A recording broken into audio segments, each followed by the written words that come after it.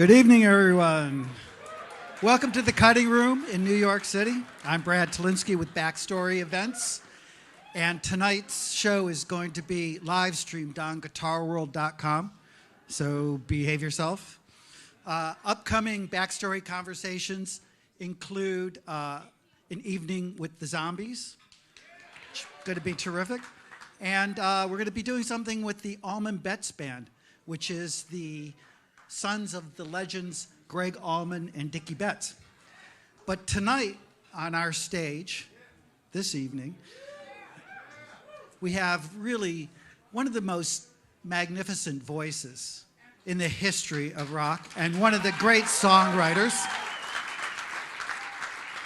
And he's with us to talk about his fantastic new solo record that you've been enjoying, 1,000 Hands. And we're going to talk a little bit about Yes, and then later he's going to play a couple of songs, which is going to be amazing. So, ladies and gentlemen, Mr. John Anderson.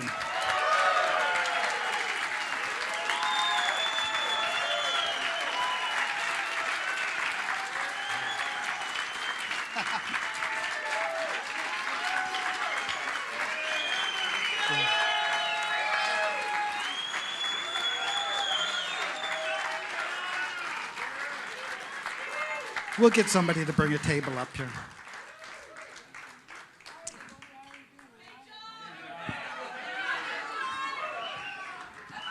Hello there. Yeah. Now sit down here. Yes, sir. Oh my gosh, how are we doing?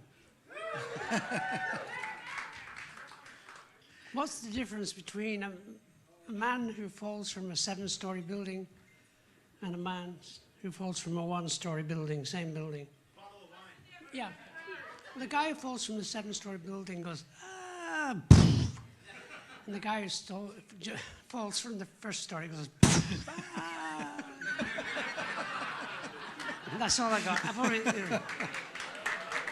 oh, life. The horse went in the bar, and the guy says, "Why the long face?" You've heard them all. You've heard them all. Sorry. So Sorry. we take detours here. It's all good. So congratulations on 1,000 Hands. Thank Fantastic you. record. Thank you. Now, this record is rumored to have has been 30 years in the making. Can you tell us a little bit about the evolution of this thing? Sure. 30 years ago, 29 years ago, I found myself in Big Bear, which is the mountains near LA, and the lake of Big Bear, and I went up there to get away from the world, and I just needed a break, So I rented an A-frame, and I took my 12-track TIAC recording machine with me, and I've been writing songs with a friend of mine called Brian Chatton, who was in a band called The Warriors, which was my first band. Yeah. Yes, and he joined the band when he was 16, and we kept friends forever, sort of thing. And he's crazy. Oh, damn right. I never laughed as much in my life that time. I had the best time. Anyway, I remember arriving in Big Bear, and, I just wanted to go and have a drink. That's basically. So I went to the local bar and ordered some tequila. And there was a couple of guys singing on this little stage. There was nobody in the bar. And they were singing Eagles songs and such. And so I enjoyed them. So I waved them over afterwards. They finished and said, "Come and sit down and I'll buy you a drink." And we sat and talked. I said, "I've just rented this A-frame, so it'd be great if you guys could come and play in my place every Tuesday. We'll write some songs." And so I said to them, and they said, "You're John Anderson, are you?" I said, "Yeah, I know." "Well, of course we're gonna come and make music with you, And I said, "Is this what you do every night?" He said, No, we run the ski resort." And so I met this guy, John Rice, and his friend Tim. And the following day, I was on the slopes. They gave me the skis and the outfit and everything, and I love skiing anyway. So every morning I'd go skiing, and it sort of woke me up emotionally and mentally. And so I started writing a lot of songs, And I had a couple of friends in LA, and I invited them up to stay in my A-frame little house. And we recorded about, I think, 6 songs that we really liked. And I kept saying, I want to call it Us Lot, which in north of England means a lot of us. Because I want to have guest artists on the record. And I kept thinking of people that I would love to be on the record, and I thought of you know, Billy Cobham, one of the great drummers, and yeah, it's true. And Ian Anderson, what an incredible guy, you know. And of course, Chris Squire and Alan White were down in LA, so we went down to LA and got them to play on a track called Activate Me, and then things happen, you know, life happens, and we never got around to finishing it because I went on tour with Guitaro for a couple of months, and that was real fun. And Brian went and had a crazy time somewhere else. I'm gonna have a drink, sorry. Well, you said that putting, oh, I'm sorry. No, carry on, please. I was going to say, you said that this record is one of the best sort of musical experiences you had. Does that play into it? I think, well, the fact was that I finished up with the tapes. I had about 12, 24 tracks, pretty big 4-inch reel-to-reel tapes in my garage for 20 years. And then somebody got in touch with me. It was a producer guy called Michael Franklin. Can you turn the mic up in the monitor, please? And then I can hear myself a little bit. Michael Franklin has a studio in Orlando, and he said, well, send me the tapes and we'll work on them. You know, I said, okay, cool. Thinking, that's 20 years later, this is, you know, 24 years later. So what you have to do with the 24 tracks, which are pretty big, you put them in an oven and you bake them. It's true. It's true. And then you put some icing on. What? No, you don't. You bake them, and then you can play them just one more time. And you put them straight into the computer, all the music straight into the computer. And it actually worked, and all the music sounded incredibly good. I was very surprised. And then I remembered the songs and thought, well, Michael Franklin is going to start working on it, you know, and his brother Tim, who's a beautiful bass player, started working on it, and the engineer turned out to be a great drummer. And Michael Franklin himself was a really good keyboard player. So when I went to see them after they'd done some recordings, I said, we could be a band, you know, because we're pretty good. We're sounding good, you know. And then he started inviting all these people on to perform. The first guy he got was Billy Cobham, and it kind of freaked me out because the track that he played on was one you might have heard. It's called Come Up, and the music always sounded pretty good. Then they put a really good drummer on it, and it opened up like a beautiful flower. It was just amazing. And then Chick Corea played on it, and unbelievable. This guy walks in and just plays on the damn thing like there's no tomorrow. And then I asked Jean-Luc, who was living in Paris at the time, and he put some beautiful violin. So all these people over the years, you know, that I've bumped into and performed with and loved, have come and played on this album. And it's at my time of life. It's a wonderful moment. That's all there is to it.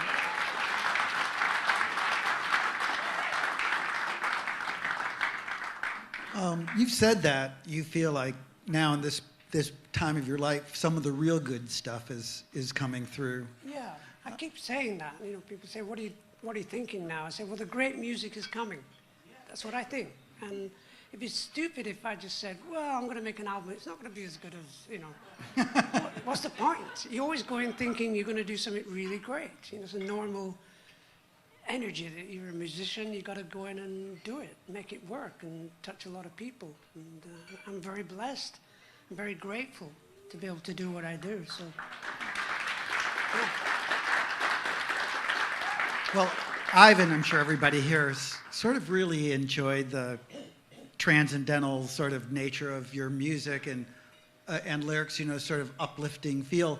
And there's a great song on the new record. You guys probably heard a little bit of it coming in, called Ramalama, and I'd like to I'd like to have us listen to a little bit and then maybe talk to how this song came Okay. about. Yeah, I'll mime to it because I'm still learning it. You know, 'cause I did it a couple of years ago. It's one of those things.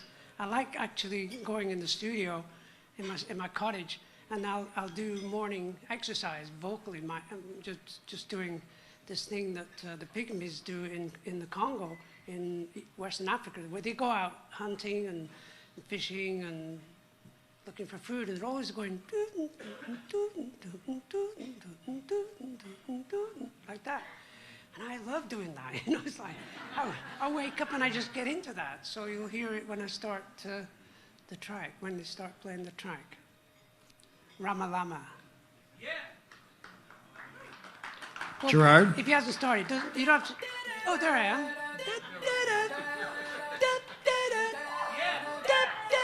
Get up and show me your light. To be there, to be real, to do something together now. Get up and feel like my life is the middle of a love fast travel of a life. Get up and show me your light. You are the answer to my life center. You really sing up, but all for the giving of love every day. Holy Rama, Rama, Rama, Rama, Holy Rama, Rama, Rama, Rama, always ready for the answer complete. High above the very air. Get above the very air. To deny it, to pass, be the best day. Get up and show me your love. You are there to be real, to do something together now.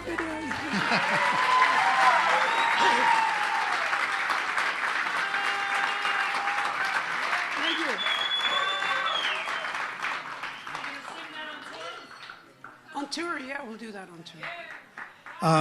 When I That was learned just it- a little taste of that song, too. I mean, it goes to all sorts of incredible places afterwards. Actually, the music for it was done by the producer, Michael Franklin, when he was on a plane to China. He actually just did all the sounds on the computer. It's kind of amazing what you can do these days, you know.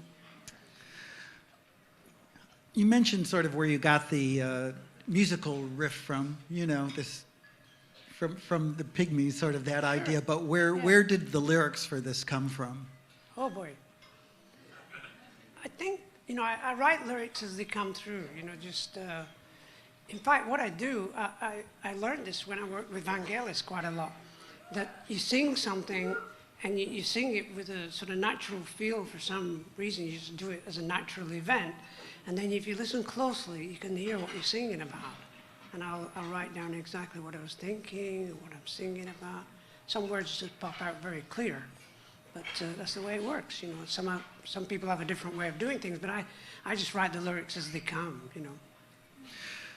Do you listen to much, because it's sort of interesting, there's sort of like a dubstep break in the middle of this whole thing. Do you listen to much contemporary music, electronic music? Yeah, of course, yeah. Yeah. All kinds of music. And sort of mesmerized by all different kinds of music. I was actually blown away by This Is America. Did you ever see that video? This Is America. The bass on that is amazing. And the words, of course, but just the production is amazing. That's why it won a Grammy, I think. It won a Grammy. Something like that. So you mentioned, I'd like to talk a little bit about the sort of the title track of the album, 1,000 Hands, subtitle, Move Up. That's Come Up. Come Up, I'm Yeah, sorry. that's all right. I mean, there are all these incredible players on it. I mean, you have Chick Corea, you have Billy Cobham, you have Yeah. Jean-Luc Ponty. Yeah. It's sort of an all-star group of fusion Supergroup. jazz people. Yes, yes, of course. Has jazz had an impact, or that particular era of fusion? I think it's just part of, you know, as you grow into where you're going musically. I remember listening to jazz when I was like very young, you know, in the 50s, 60s, and just generally people like Rassam Roland Kirk and Charlie Mingus and people like that used to just blow my mind. What are they do? How do they do that? You know. Mm-hmm. And then you bump into them and you meet them and you realize they're musicians and they just have a different way of expressing through their style of music. And the same with rap, the same with opera, all sorts of music. So as you get older, for me, I was just embracing all different kinds of music, and I still am. I just feel like I'm just touching the surface of new musical ideas and new musical dreams, and which is a great feeling, very, very honestly. On this record, some of your guests, you have three of the perhaps most respected electric violinists in the world. You have Robbie Steinhardt from Kansas, and Jean-Luc Ponty, and Jerry Goodman, who played Mahavishnu and the Dixie Dregs. Charlie Bisharat, who played on another song. I'm trying to remember the song now. Charlie Bisharat, he played on that song. Yeah. Does this particular instrument hold a special intrigue for you? Gosh, yeah. I started writing violin music a few years ago after listening to Sibelius's violin concerto 1,000 times, wondering how the hell did this guy write this music? And Sibelius was a violinist, and Sibelius was a Finnish person, lived in Finland, and wrote some of the most glorious music, symphonic music, and he's my musical god in many ways. So I listened to the violin concerto, and then I remember I went out shopping to Walmart and came back thinking, I'll get a great violin sound on the keyboard, and I'll start being a violinist. And I just pretend to be a violin player, and I wrote all this music. And I've been working with a friend of mine who lives just south of LA, and doing a very special project called Violin Stories. So it's a natural connection for me. When I met Jean-Luc Ponty, I just mesmerized how he can play the damn thing. Yeah. It's a very delicate instrument, of course, you know. Those of us who, those grew up on Yes and progressive rock, I mean, Jethro Tull was also a huge band from that era, and you have Ian Anderson playing with you. This is sort of a dream come true for prog rock freaks of having you guys play together. Yeah. Now, you've talked in the past about how much you enjoyed King Crimson, but was Jethro Tull sort of on that radar too, those guys doing the long? Well, I saw Jethro Tull the first time in his club in London called the Speakeasy, and I just saw this guy looking like a tramp with a long raincoat, reminding me of somebody out of Oliver, just playing away. I was mesmerized by him. And the same thing happened. King Crimson did their first show at the Speakeasy, doing the whole first album. And I stood next to Chris. And after the first half of the show, I looked at Chris, because he's much taller than me. Chris, we got to rehearse, man, because that was amazing. That's how you feel. You feel mesmerized by a band that obviously worked so hard, like King Crimson did, to make that first album. And then we were lucky to go on tour in America with Jethro Tull. So I got to meet Ian, and again, watching him on stage then was amazing. He just had this incredible talent for dancing with his flute and singing and projecting. And that first tour, I'd stand there with my tambourine, very shy. But I'd watch him and realize every night he was doing the similar thing. So he had a choreography of his stage show. And it taught me a lot. And I told him, I said, you're really helping me, because I just don't want to stand there with the tambourine. So, very grateful. Well, you just mentioned Chris Squire, and there's some tracks. It's you. I know it's you. Chris appears on this record. Yeah. And I was sort of wondering, it's been a few years since he's passed. I know you guys you started your careers together. Sure did, yeah. What did Chris Squire as a musician and as a person mean to you? ridiculous. As a bass player, one of the great bass players, very melodic, very, probably unique, very unique. He was a big fan of John Entwistle, but he was musically, melodically very unique. If you listen to Yes music, and I'm singing a certain phrase, and there he is climbing through it, and I listen now and again, and whenever I'm doing a Yes song with whoever, I want them to play the Chris Squire lines. They're very important because it balanced out the voice and the roots of the band, you know. And he was a crazy guy, you know. It's true. You know, we all went to see Star Wars when it opened, and I said right away, Obi-Wan Kenobi. And he said, Darth Vader. So that was our story. That was our story. And we went through great, great times. And the one thing about Chris, no matter what, you know, he loved nightlife and going being a celebrity of rock and roll, whatever. But man, when he got on stage, he was there. He would never, ever mess around, especially rehearsing new music, new songs. I was thinking about a piece of music we did called Mind Drive the other day. So, it's an incredible piece of music. And it all started with Alan and Chris. For about 2 hours, I said, can you not change key? Okay. That's the way we were. But in many ways, he was also your singing partner, too. Gosh, yeah. Yeah, he was brilliant. Brilliant. Nobody like him. He was a unique musician and person, you know. When you guys were inducted into the Rock and Roll Hall of Fame,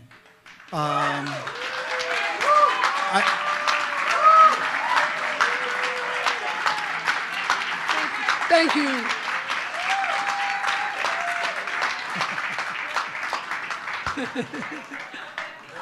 Yes, that's what I said. About bloody time. I think afterwards people thought that maybe the classic lineup would get back together again. Do you think that dream is over? I mean, do you see 20 of us on stage, it wouldn't work, you know? It's true. It's true. It's true. Who knows, you know? In this life, you never know. I was very happy. We did the last piece of music of the album called Now and Again, and I asked Steve, would he mind playing some music on it, and he did. As soon as I heard it, I wanted to sing, because it's Steve, you know. So I sang the sort of homage to Steve and sang about our life together a little bit. So I felt really good that he ends the album. Very, very sweet. No, it's okay. It's okay.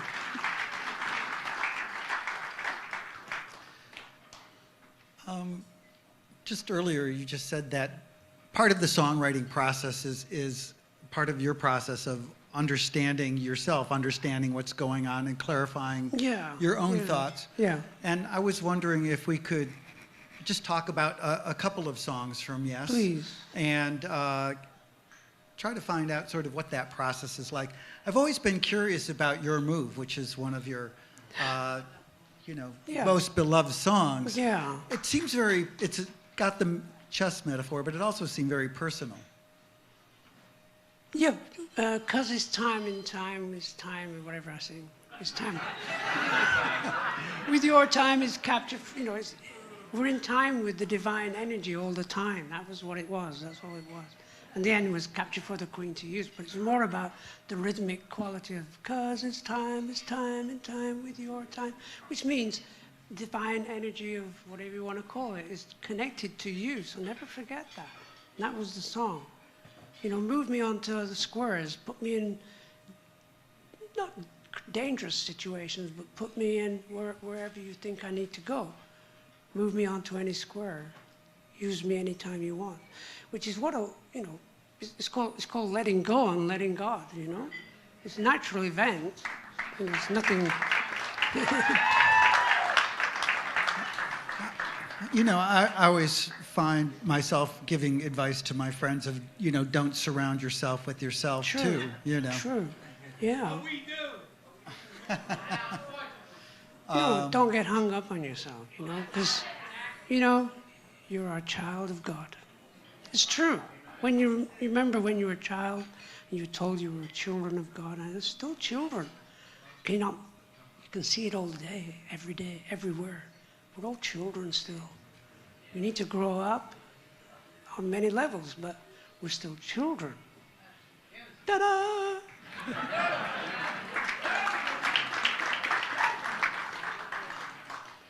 Well, this one's a little more complicated, but I'm sort of wondering, especially after performing it for so many years, what close to the edge actually means A to you. season which can call you from the depths of your disgrace and rearrange your liver to the solid mental grace.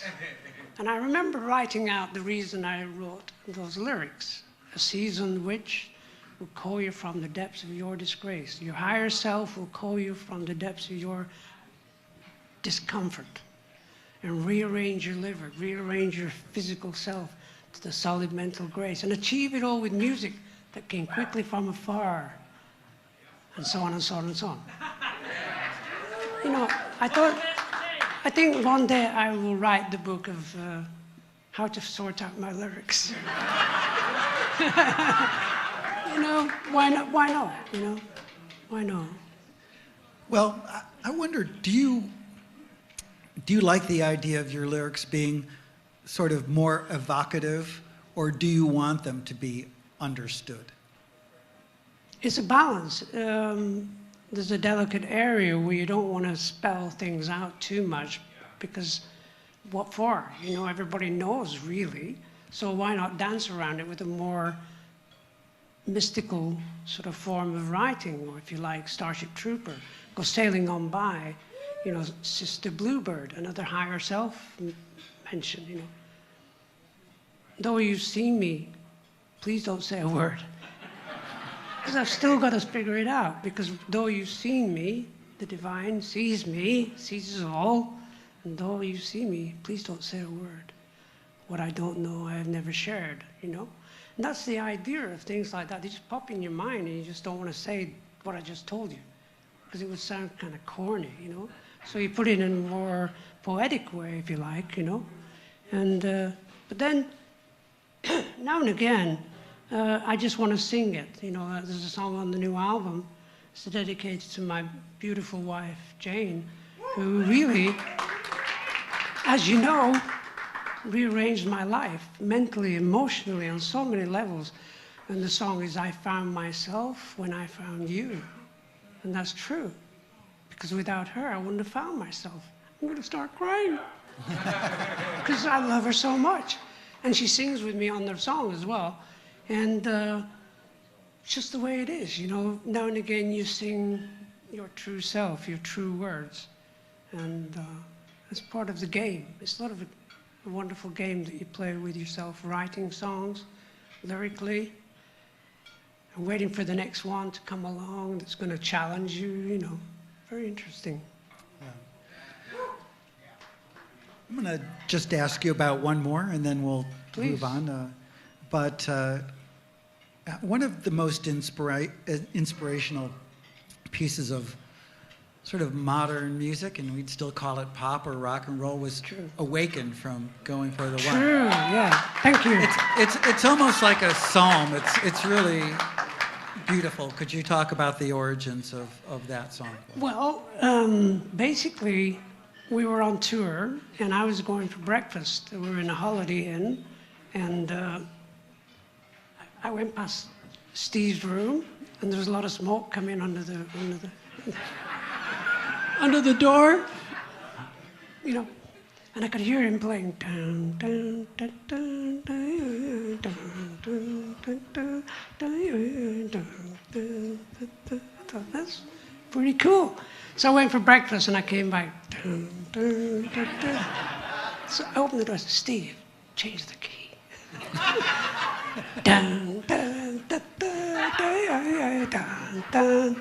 So I went in and I started singing la la la la la la la la la la la la la, which is a counter melody to his.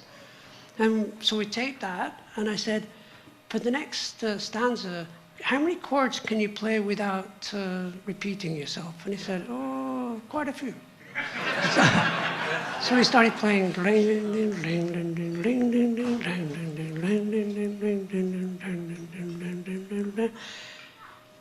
I said, okay, play them again. He started. I can't remember what I sang now. What workings of man set to ply our historical life, regaining the flower of the fruit of his tree, all awakening, all restoring you. And I actually wrote those lyrics right at that moment on the cassette. It was like a spontaneous combustion of energy. And, oh my God, what are we doing here? And by the time we went to record it in Montreux, we got into a situation where we recorded Going for the One, which is, got my guitar out and started singing in the highest note I could find. Stupid. And it's just one of those things, as time went along, my voice got higher and higher. And now I can sing like... Every time I answer the phone, it's, yes, ma'am, can I help you? I've got a high voice, I'm actually a guy. All the time. Anyway, we're recording the album Going for the One. And what was happening, thank you so much. And Pat Moraz, bless him, wasn't ever around when we were rehearsing. So it just felt like we were missing somebody. And then Brian Lane, our manager at the time, said, I hear you're doing very well with songwriting. I said, yeah, we're just missing a keyboard player. He said, well, Rick would love to rejoin the band. And I said, please, please. So Rick came back, and from that moment, it was the most joyous experience to make that album. And I remember some of the great moments, especially we got to a certain stanza. I call them stanzas. It's a section of Awaken. We got to a certain point, and I'd been playing the harp quite a lot and painting while they learned all the parts. Because I'd be like a guy who would say, okay, so now we're going to go to this part, guys. Okay, get on with it, and I get the paints out and start painting. And playing the harp, And so it came to a certain point, where do we go from here? And I started just going, down, down, down, down, down, down, down. Alan, have you got any bells that are in tune? He said, oh, I've got these Croton bells. And I said, play down, down, down, down, down, down, down. And then Steve started doing, and it was a very spontaneous event one afternoon. He started doing like steel guitar, like washes of music and things. And then Chris started coming with this beautiful, very simple bass line. And we all looked at Rick, and Rick started playing, church organ. But it didn't sound as well as I thought it could sound. So I said to him, okay, what we should do, Rick, is find a church. A real church organ. So we found one 10 miles away in a place called Vevey, 10 miles away from the studio. And Vevey was very well known because Charlie Chaplin lived there. And Charlie Chaplin's son kept coming to the rehearsals and stuff. And he invited us to go and meet Charlie Chaplin, but I was so afraid. It's okay, I'd rather not. Charlie Chaplin, So me and Rick went to the church, and we actually did a couple of early morning sessions where I'd be there in the cloisters playing the harp with a microphone and some speakers, and then Rick would be on the church organ. And we got into this whole thing. We actually did about 3 days of just playing ideas. And then we started editing the ideas together to form the piece of music. And then we thought, now how are we going to do this? Because the sound of the organ is unique, especially this church organ. So the interesting thing about, and probably a lot of you know the story, but a lot of people don't know, but in Switzerland, the phone system is so pure and clear that you can plug into the phone system the little mixer with the microphones on the organ into the mixer and the harp into the mixer, plug it into the phone lines, and it goes straight to the studio. So they could hear us in the studio saying, Chris, oh, he hasn't arrived yet, because he was always late. Well, Alan was there, and Steve was there, and we'd say, can you hear us? Yeah, so very, very clear. So we're going to start off, and so basically we recorded that whole section with, and then Chris arrived, of course. And so we recorded that whole middle section, and we did it about three times. And then we kept all the best parts. But we actually recorded it 10 miles from each other. It's like, now I make records with people in Switzerland and Scandinavia and never meet them. It's true. You know, MP3s to each other, you write music with people around the world. It's nothing. But in those days, unbelievable.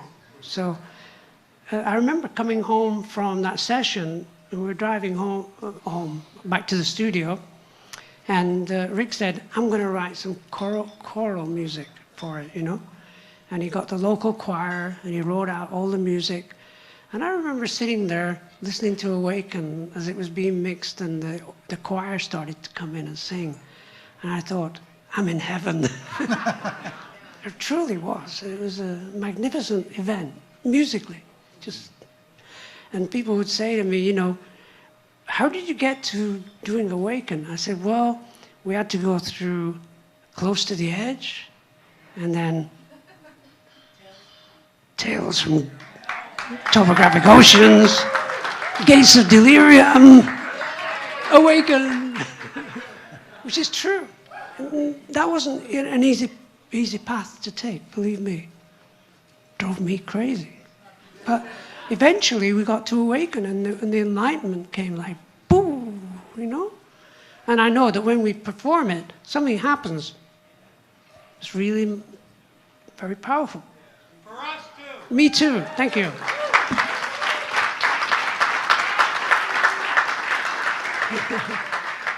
You know, the idea of the spiritual quest, you know, is actually popular in, you know, you see it in movies or in books, even in video games, but it's sort of gone out of music a little bit. You know, do you have any? Not for me. Yeah, but in you know, in popular music, do you think it's just hard to strike that balance? Is it just a difficult thing to do? I think the music is there, the passion is there. When I watched Gaga and that guy, I never remember his brother, that guy. When I watched them on it was magic, you know. Yeah. It was pure magic. And that was the same thing. It's a very spiritual event. Right. It doesn't have to be all that stuff, you know. No, we are connected. We're spiritual beings, you know. I like to sing about it. But we are spiritual. Yeah, true. We are spiritual beings. We're indigenous beings, don't you know? We so forget we're indigenous people. So sorry, I'm going to get into a number here. Why disassociate ourselves with Native Americans, you know, the indigenous people of this part of the world, until that is sorted out with our state of mind, America will not be great. I'm sorry. It will be eventually, like Canada, you ask for forgiveness. Like Australia, you ask for forgiveness for the genocide. And it's not easy, you know. I got to put that out because you know, we don't realize what's going on out there, you know. It's important to put it out there. Yes, sirree. Yes, sirree. You know, it'll all come to us in the next 2 or 3 years. It'll come to us very deeply. It's a natural event for us to ask for forgiveness for genocide to the people, the children, the millions of people. It's up to us, you know. We collectively will wake up. And I believe that very, very deeply, that we will wake up and dream. Duh.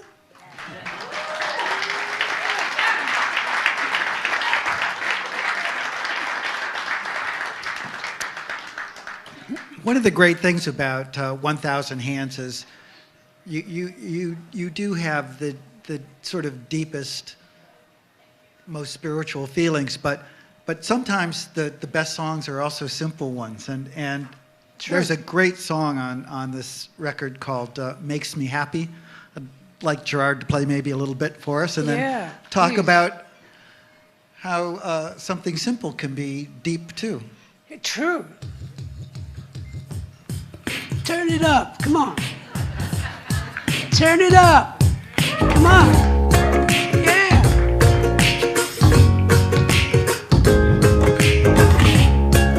Woo. Woo. Who was it said that you could never get too happy? Who pulls the strings that they don't know? Who was it said that days would come when you were lonely? They don't know, they don't know, they don't know, they don't know, they don't know. Woo. Just ask the question, was it love or not for money? The fact it gets there just the same. I'm only guessing that the people were not ready for the love, for the love, for the love, for the love of the game. Just to be who you are makes me happy. Just to be where you are makes me feel so good inside. Just to be who you are makes me happy. Makes me happy. Just wait and see. Woo. Lovely song.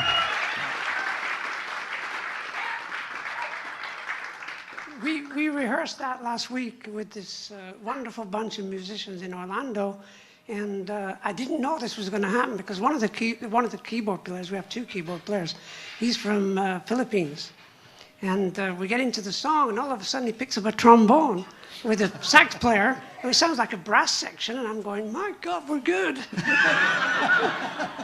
And we love what we're doing. We're really having a good time, and thank you, thank you. I hear you talk about the tour.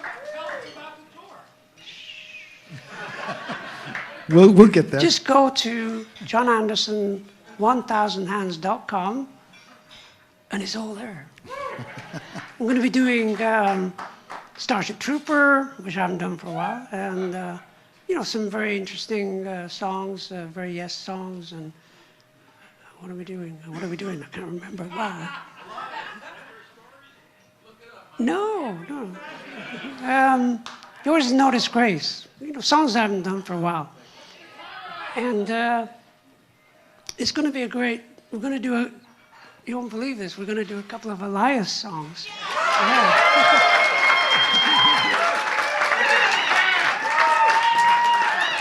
Because I went to the studio about 6 months ago. We're just doing developing of some new songs. And we were just messing around, and it was Michael Franklin came with the ukulele and started playing the song from Elias, and the bass player started joining in, and we sang it like a trio. And I said, this is part of the show. It was the Flight of the Morglade. Yes. It's fantastic, Well, for years there have been rumors that there was going to be an Elias too. Ooh. Now, that's a deep situation. But happily, and I can tell you this, I've been working on it for 10 years on and off, and working with some wonderful people, especially a guy, and I can't remember his name now, of course. And we've done quite a lot of music together with the project, and there's a couple of videos out there of it. And Heed is his last name. Max Heed, I think. I can't remember his name. Max Heed. We'll call him Max Heed. Beautiful guy. But it became one of these things, and I'll be very honest. It became like a gigantic jigsaw puzzle. how to express the information that was coming through about the planet, how the planet evolved, and who helped the planet to evolve before humans came into this world, and how it was done through music, because everything is music, everything is done through music. When I say music, it's vibrations of all different levels. And so you get into a sort of quasi sort of, I don't want to go scientific on it, you know, I want to really conjure it up so it actually relates. So I must have written the story about 5 times already, and I'm still not as clear as I want to be. But then something happened about a month ago. You remember the red moon? Yeah. Well, a friend of mine, my wife's sister's friend who's psychic, she said, if you get your ducks in a row, the red moon, the wolf moon, the red moon is coming, and everything will be achievable. And I thought, okay, Zamran. and I wrote down about a dozen things that I need to get done, you know. And lo and behold, I got phone calls from different people, and especially one guy who lives here in New York, who didn't really know so much about Zamran, but he asked me to sing on a song for him for his video game. And I've written a video game called How to Zamran years ago. So we're going to meet tomorrow for the first time because he's going to help me create the video game. And I believe all these things are going to come to fruition. All my dreams are going to come through in the next 30 years because hey, I'm not going anywhere, you know? It's true.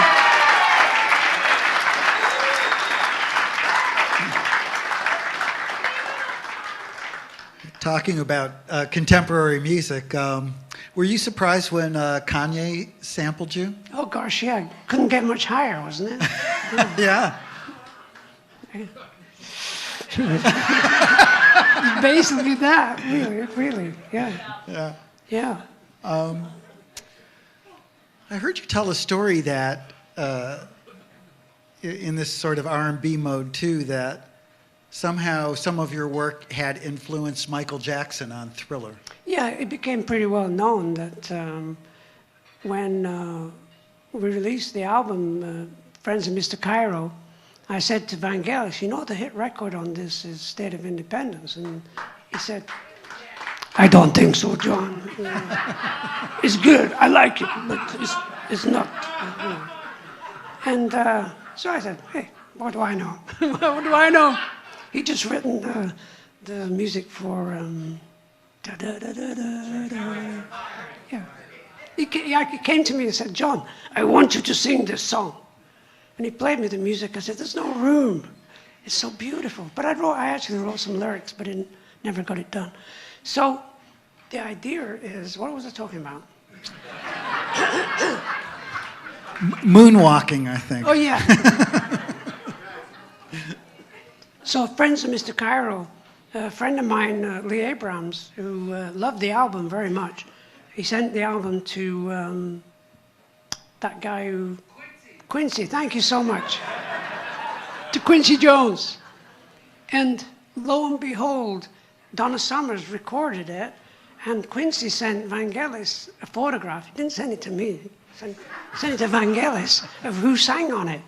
And who sang on that song was unbelievable. Stevie Wonder, Michael Jackson, everybody. You can imagine Diana Ross.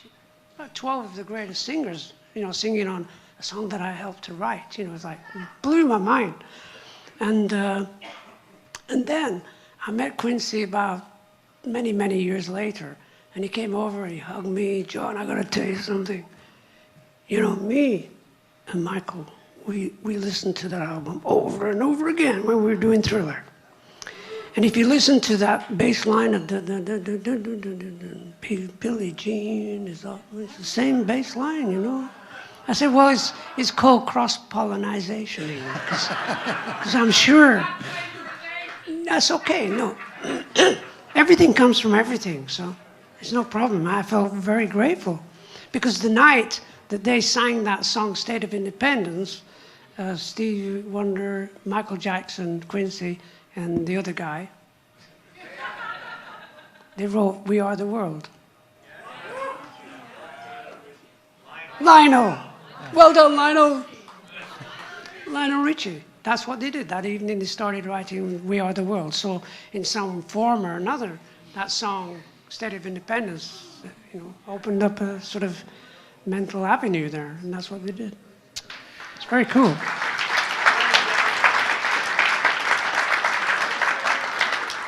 So I'd like to open it up to the audience and take a couple of questions. And but I also, we've heard bits of 1,000 Hands. I think we neglected to tell the people that it's coming out March 31st, right? Yeah. Okay, and you can do an advance order on... You pre-order, you go to JohnAnderson1000hands.com, pre-order it, and you get a vinyl or a CD or a blah, blah, blah, blah. Yeah. Down streaming.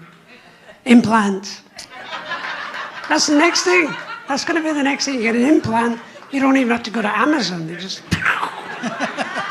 But actually, you've got an implant already. You don't really know how good it is. If you ever think of a song...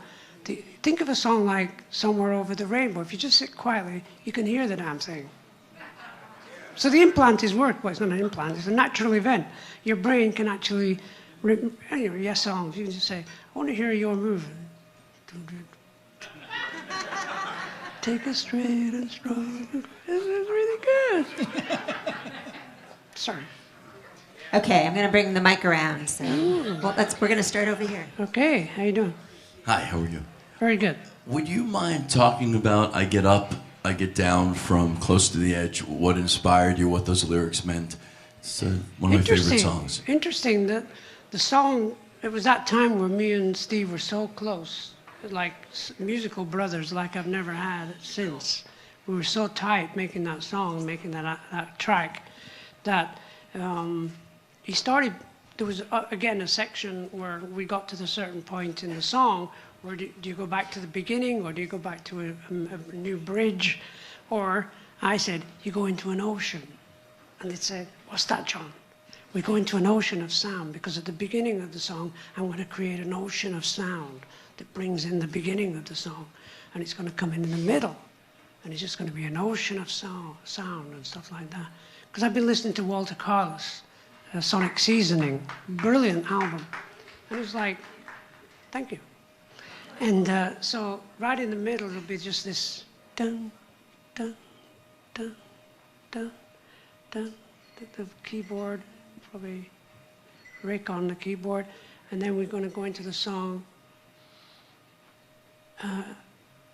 2 million people barely satisfied. 200 women watch one woman cry. And these were the chords of Steve that played to me. And I said, this is the song. Keep playing those chords, Steve, please, please. And I sang the song, and we just recorded it, and I just sang it.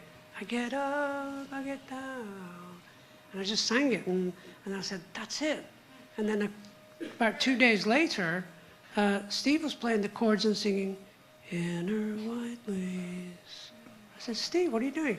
Well, the chords are from a song I wrote. I said, well, sing it. And he said, Inner white lace, you could clearly see the lady. And I started singing. And it fit together like a glove. It was like magic, you know? Because it just happened, you know, and I kind of freaked out a little bit that two songs would just sit together like that so easily. Very powerful.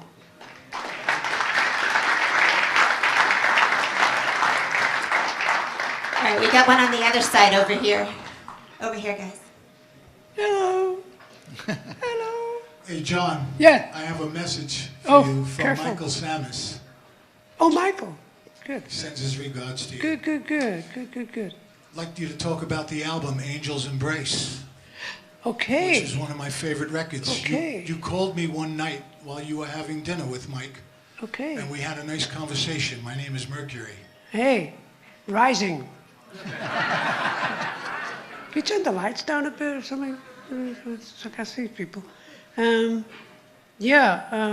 Angel's Embrace was more a question of, I constantly record music of all different kinds. It's a natural event that I just make music every day, and then I'll listen to it and think, where did that come from? You know, or where did this kind of music come from?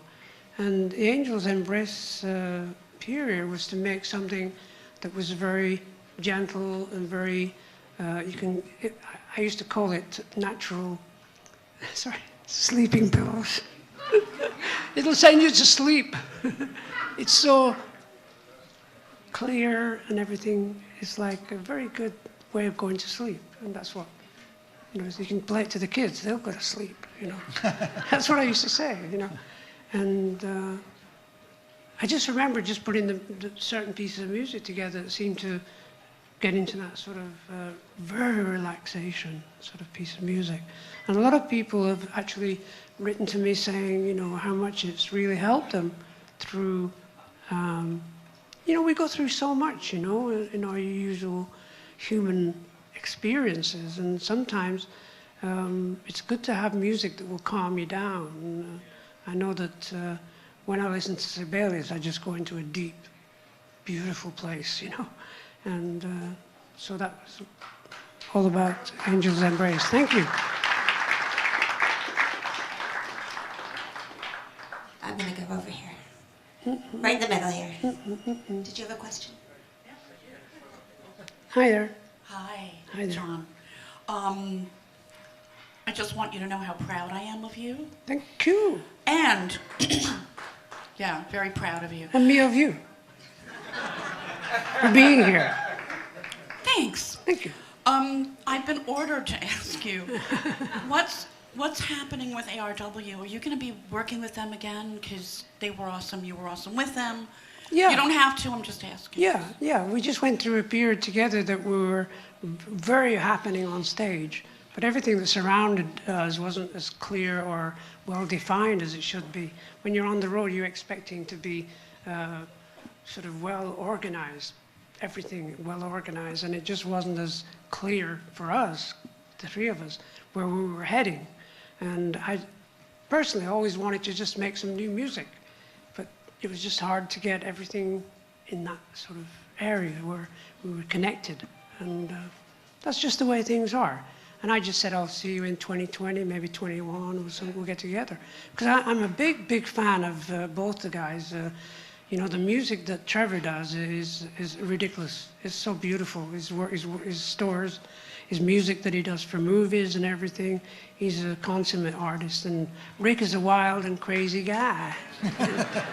But Rick, unbelievably, you know, he might be a little bit out there sometimes and here and there. Man, when he's on stage, he is a magician. Very rare, you know, very rare. Beautiful, very powerful. So we'll see what happens. We got time for one more? I can, many more, please. I think we're going to go right. No, you, I said no. John? Enough already. Not yet, you haven't got the microphone. John, I have one question about Tales, Please. which I love and I appreciate. Thank you. Why oceans? If you can explain that. I just think it sounded good when I said Tales from Topographic Oceans. I think topography just struck me very, very strong that we don't know very much about the ocean. And we know probably about 10% of the ocean. We've got no concept of what's going on in the ocean and what the ocean, and we are actually from the ocean, you know, physically saying that's where we come from. You know, we are so connected to the ocean. So it was a balance of Tales from Topographic Oceans. I saw that tour, and I have to say the set design was Really incredible. That was Roger Dean and his brother. Yeah, Yeah. I mean the lighting and everything Yeah. fit the mood so incredibly well. Wow. Yeah. So, John, Please, thank you so more, much. More. More? Okay. I don't- We'll keep going. All right, one more right here. 1 second. One more right here. Wait for the microphone. we call him Superfan. This guy, Superfan. We're trying to build up a little anticipation, a Well, little tension. I got to sing in a minute. I don't know if I can sing, actually, but I'll try. John, right. John, I've loved you since 1973. Thank you for all your music. Thank you. Quick question. You never did cover, or you hardly ever did covers of other people's songs, but you did America by Simon and Garfunkel. Whatever made you do that? Because it's one of the greatest things. It's You one of the- yesified it beautifully. It's just one of the great songs. We're actually going to do it on this tour. Nice. It's Paul Simon.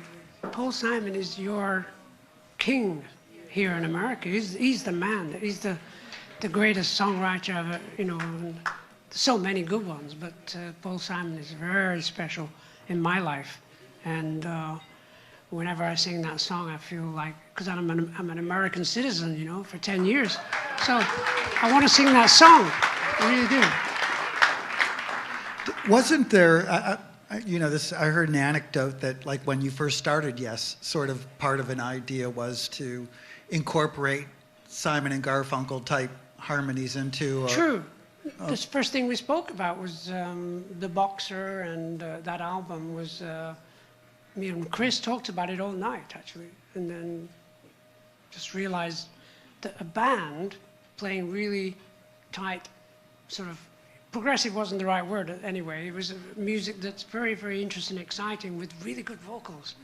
Because there was a lot of great bands with a singer singing away. But here we could have a 3-part harmony and, add vocals here. We've got it, that's Chris, really. Very, very good. All right, we got one more. One more. Yeah, there we go. The guys, who was it here that really wanted to ask? No, he doesn't need a microphone. He doesn't. Super fan. Super fan. Very quietly, please. John, welcome to New York. Thank you. 2019. Thank you. Wonderful. Thank you.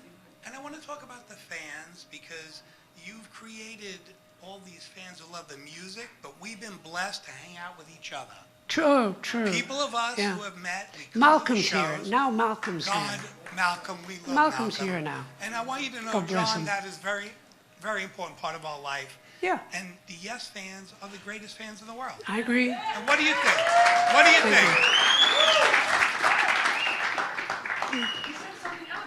think? Well spoken. Well spoken. I really believe that. What? Yeah. What about the Yes fans? What has it meant to you when you're writing music?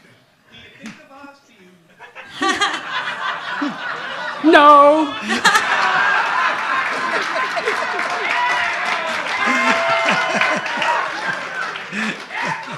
We got one more question over here. I've said before, without you guys, we wouldn't be going what we're doing without you guys. We are nothing without fans. We are nothing, honestly. And I'm. Yeah. There you are. Oh, that's you. All right, we got one more question all the way over here on the side. Last question, I think. Oh, there you go. Thank you. Hey, John, it's Sal. How you doing? So, how you doing, man? Good. You talk with such admiration about some of the artists that are on this album, and you mentioned Ian Anderson, Billy Cobham, Paul Simon, his songwriting. You're also known for working with so many unknowns through your work with the internet. But I want to take it back. If you could work with one or two established artists, whether people that have influenced you or people you admire, who would that be and why? Nina Simone. Nina Simone, for me, was the greatest. And she's just been inducted to the Hall of Fame. I thought she was already in the Hall of Fame, and she just got in now.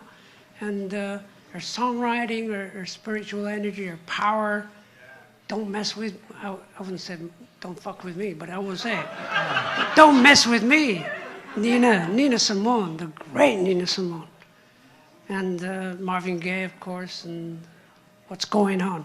I wish I'd have been there at that session when they did What's Going On, because the story behind that, God bless him, because they wouldn't release that album. They didn't think it was commercial for 18 months. 18 months, Marvin just sat around saying, I think it's a very good album, man. What's the matter with it? But they didn't release it for 18 months. No wonder he went a bit crazy. But there's been obviously great artists throughout my life that I would always love to sing with. And in fact, I was talking to my friend about doing that. The idea that I could get Hoagie Carmichael footage of him singing, and I will look like I'm in that exact same place, standing at the piano, and I'll sing with him, something like that. and sing with Nina Simone, and be in the same sort of vibe that I'm actually, looks like I'm in the same room. Whether it'll happen, I don't know, but that's what I started thinking last week. It'd be kind of cool. I was. Sorry? Hang on one second. Yeah. I was speaking to a friend of mine who knows Robert Fripp. Oh, Bob, yeah. Yes. And Bob said that you're a sucker for a show tune. Oh, yeah, of course, No, it's true. We were actually today at Oscar Hammerstein's incredible building down there, somewhere down there. Gigantic building, big, beautiful sort of theater, big theater with up-to-date modern technology to film and record. And I want to do a show there with this band and bring in all the people, not all the people, but a lot of the people worked on the album, and do a special event there. And because Rodgers and Hammerstein, their songs, I grew up with them, I just love them. I love show songs. I just adore them, Oklahoma. Well, the great story is that show, Oklahoma, was a flop. It was a flop, and they hadn't put that song in. So they went away and they came back. Same show, just one more song, and that song made it a monster hit.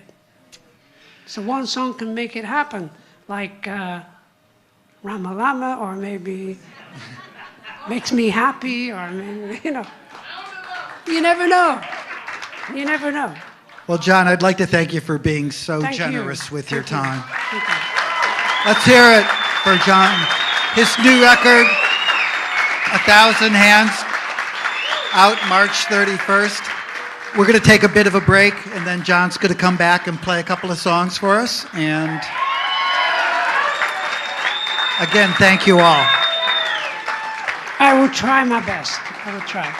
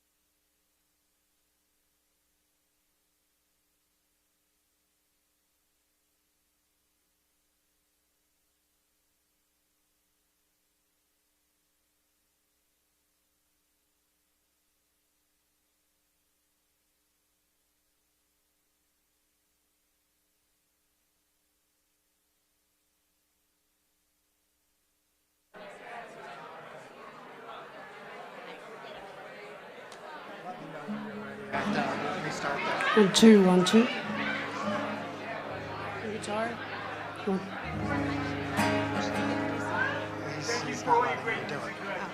Thank you. I'm this guy. If you want to play any tails or relay tonight, thank you so much. Thank you.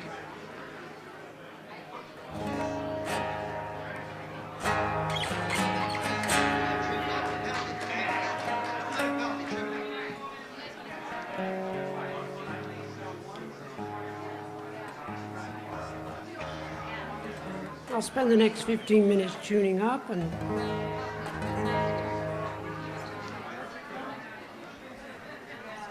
maybe I'll sit down.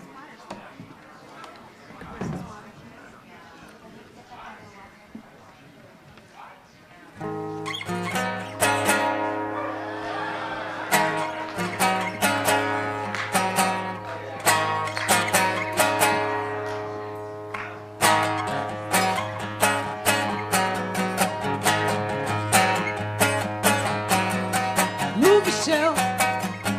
You are the step you take. Take a. Can you put the microphone in the monitor, please? Microphone in the monitor. And that's good. Thank you. Not too loud. Okay. Pretend it's a gig, okay? So what's the difference between a guy who falls from the...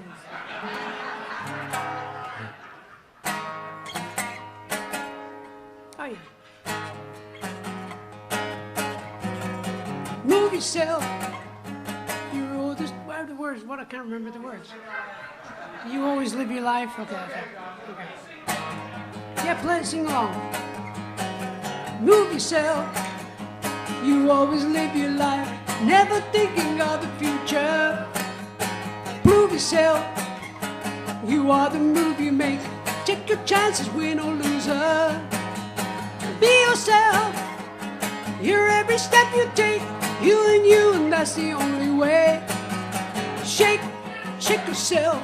You're every move you make. So the story goes. Owner of a lonely heart. Owner of a lonely heart. Much better than owner of a broken heart. Owner of a lonely heart. Say you don't want to chance it. You've been hurt so before. Watch it now. The eagle in the sky, how it dancing one and only.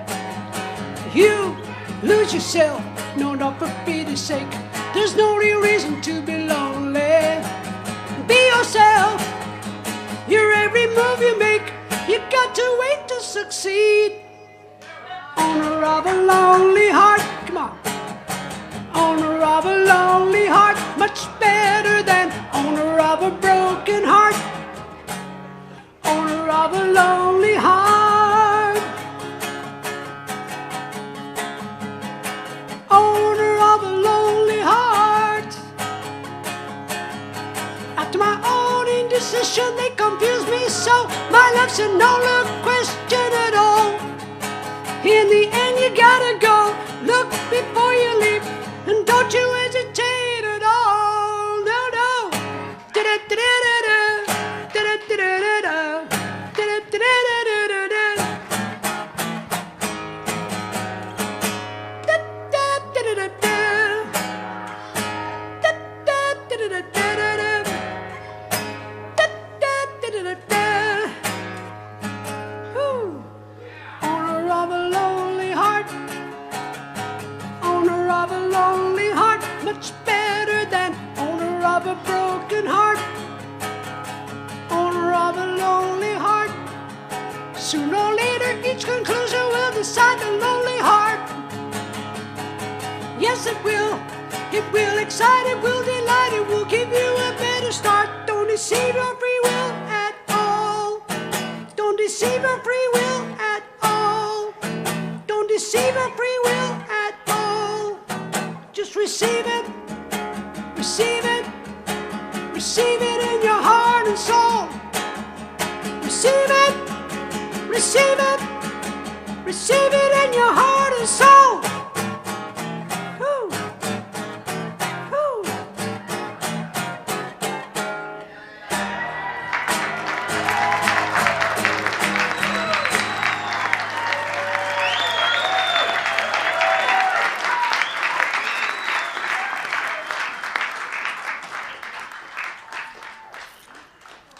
Okay, so I'll just do one more. And I wish, you know. No. So all I need you to do, just sing along, just to help.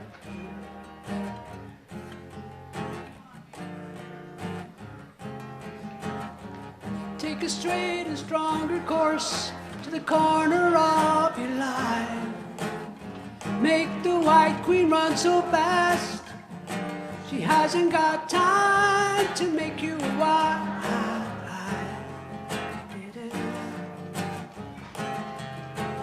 'Cause it's time and time with your time and his news is captured for the queen to use. Move me on to any black square, use me anytime you want. Just remember that the goal is for us all to capture all we want. Yeah.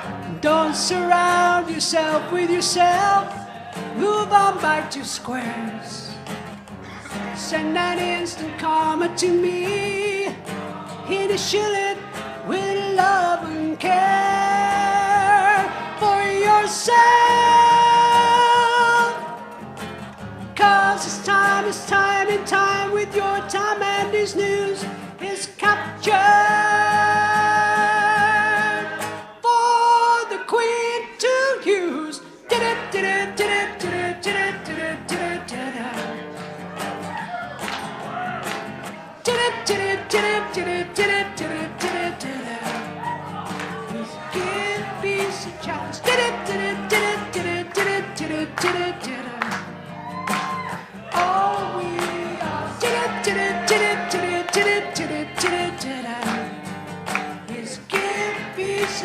Cause it's time and time with your time and his news is captured.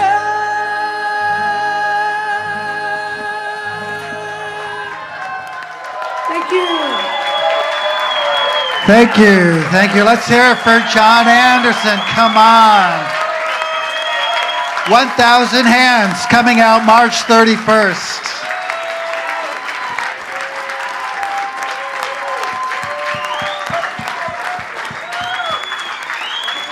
Thank you so much, John.